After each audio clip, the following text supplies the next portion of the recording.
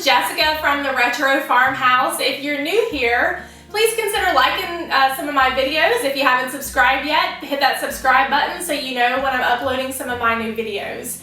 I can't believe that we are past 14,000 subscribers now. That's amazing. I am just so grateful for your all's support, and I've loved hearing about your recent comments in the videos and just seeing where everybody's from. I have a variety of people from all over the place. So probably do a Q&A video soon. I know I've had a lot of people asking where I'm located and some other things. So if you do have some questions for me, drop some in the comment section below this video and we'll do one of the Q&As soon. So today's video I'm going to be doing what's called a thrift to treasure video. And I like to go out to the local thrift stores or garage sales and find good deals on certain items that might not be in the best condition, but I know that it's something that I can upgrade or upcycle to my liking. I also like taking different items and just kind of thinking outside the box and doing something different with them. So hopefully this gives you all some inspiration to be looking for some of these type of items when you're out doing your thrifting as well. So without further ado, let's get into today's video. So I'm going to start out with this vintage suitcase that I got at a thrift store. It has a lot of dings in it and some staining on the inside and the outside, so I decided to paint this with some chalk paint that I got from the Folk Art brand. I'm applying just a few coats to the sides and the top of my item.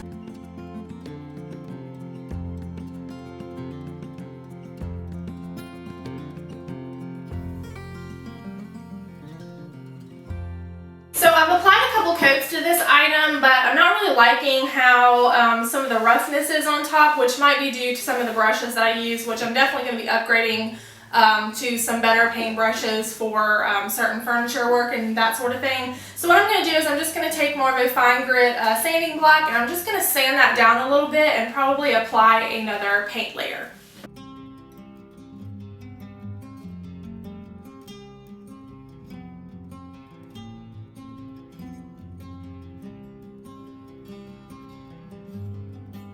Next step, I'm going to be using the ARTEZA paints that I just got recently, and I'm going to be using the Battleship Gray. And what I'm going to do is I'm just going to apply this to all of the blue parts just to give it another contrasting color, and then I'm going to plan on putting a design on the top. So let's go ahead and get started with that. Now I know, like I said before, I really do like these paints. They are really thick craft paints. You can really use them for anything. Sometimes I have had to put on a few coats, but I feel like these have a lot better coverage than some of the other previous paints that I've used. So I definitely recommend these. And again, I'm just applying this with just a little craft brush that I have. And I also plan on painting the inside of this trunk or this suitcase. Like, it's pretty stained on the inside. Sometimes I know when some people get these, they have kind of a old mildewy smell. I've heard like several things that you can put in there. Some people have even suggested like baking soda or cat litter. I don't really know what the best thing is, but there's a couple of different options that you can do to get kind of that smell out, but I figure also a fresh coat of paint will probably help as well. So I've just taped off my connector parts where the lock and everything are. I want to kind of keep those the same. I don't want to paint those, so we'll just go around them as we paint them.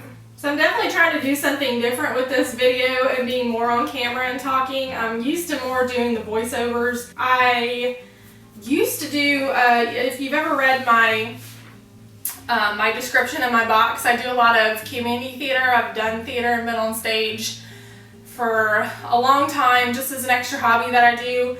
And so I've actually done some commercial work when I used to live in my home state, and not anything big, just a few little things here and there. So it's been a while since I've kind of been back in front of the camera, so it's been getting used to kind of talking and you know, having your thoughts go through your head of what you're trying to say to people. But yeah, that's some little fun fact about me is I used to do a lot of community theater. I still do it now. I like to get up on stage. I like to act, dance, and sing. But my baby is 1.5 or close to 1.5 years old. So I've kind of taken a step back from that for a little while until she gets a little bit bigger. But that's just kind of like a little fun fact about me. I'm sure that you all have a lot of other questions. Like I said, we'll do a Q&A really soon in the future. So the inside of this trunk is pretty stained. You can see it's got lots of stained areas here. So we're definitely going to take some of the white chalk paint, and I'm just going to paint the inside of this. Again, that'll get rid of that yuckiness and also kind of hide some of the smell.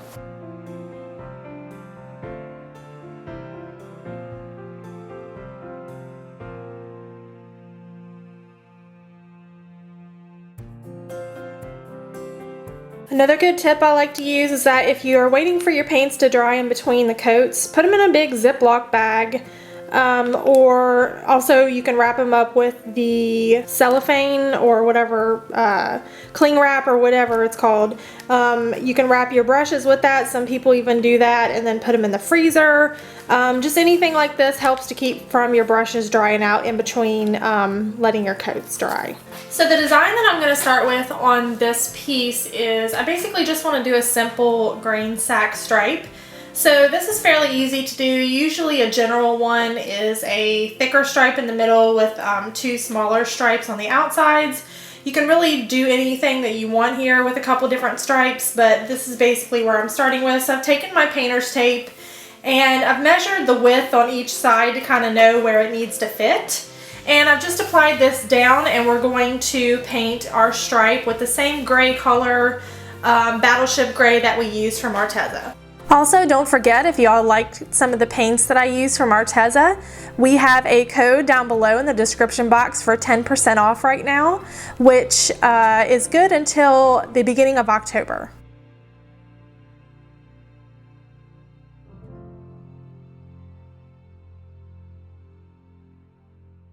Okay, so now that our larger stripe in the middle has dried, I'm going to just apply two small stripes on the outside. And in order to make sure that I have the correct width here, I'm just eyeballing, well, and also measuring, I guess, how far away my two stripes are. So this is going to be the outer edge, and so I want to just measure here to make sure that this is going to be right where I want it. So now that I have that where I want that one, I'm going to press that one down, and I'm just going to place another small one right beside of it, and making sure that I have the correct width on both sides. So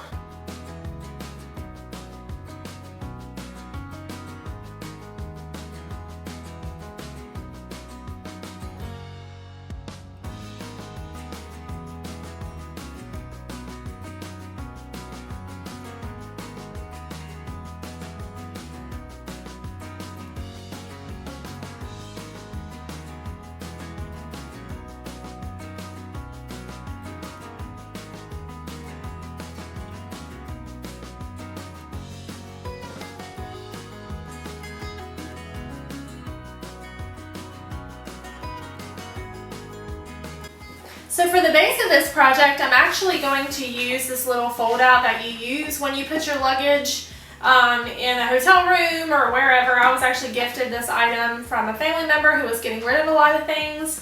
And I really like the wood look already on this. I'll probably just put a little bit of moisturizer or something on this to kind of clean this up a little bit. Has a few dings here and there, but it's not too bad. But I don't really love this webbing part. It doesn't really match with the top that I'm putting with this, which is the suitcase.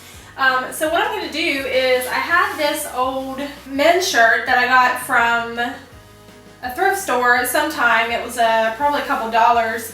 And I really liked the striping on it. It reminds me of ticking fabric, which is something very Farmhouse. So what I thought I'd do is cut this up and cut it into strips, and then just glue it, either glue it or I could sew it, either or, onto the strips, just placing it right over top of there so that it kind of changes the look of the brown.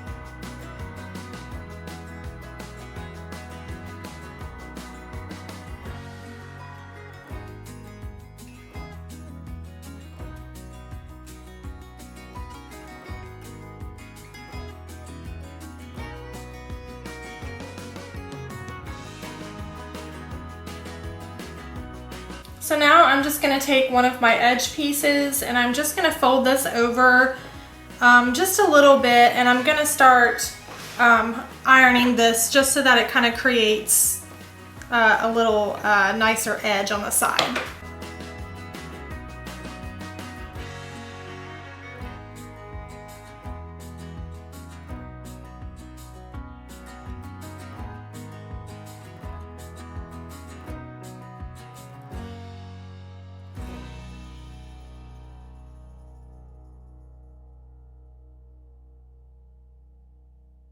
So I went ahead and I took my tacks off of this, and I'm going to place this on here with some hot glue, and basically all I'm going to do is I'm going to fold under this edge and glue both of the edges underneath and glue along the strip, and then I'm going to come back in and I'm going to put my tacks back in.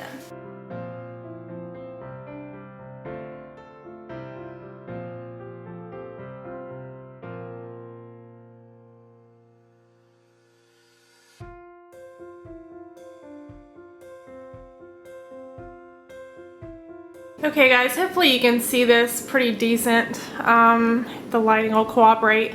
This is the next item I'm going to be working on here. I've had this chair for a little while, and I believe I got it at an estate sale for, I believe, $5. They let me have it since the seat, as you can tell, was busted out of it, which I hate that, but I'm going to fix that, and we're going to redo this piece and give it a little bit more life. So let's get into it. It's the next day, obviously, and what the first thing I'm going to do is try to get the rest of this old cane out from the chair.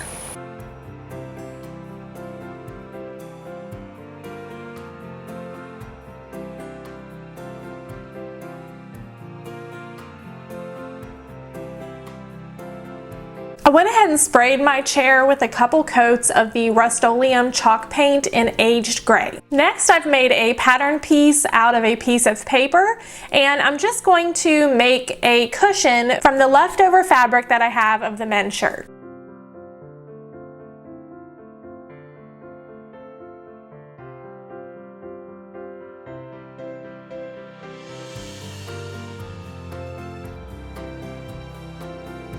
And here's how today's projects turned out.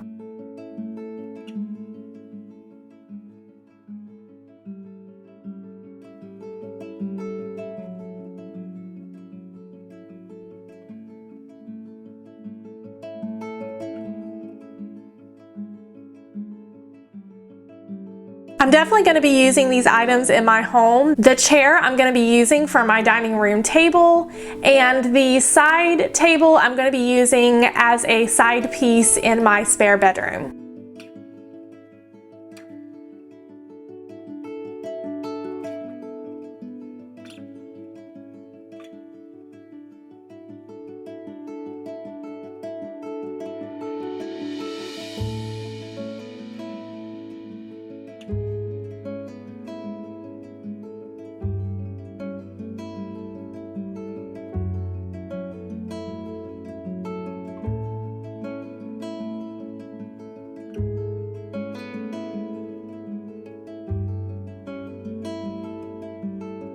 If you guys enjoyed today's video, don't forget to hit the like button, and don't forget to subscribe so you know when I'm uploading a new video. And we'll see you guys again next time.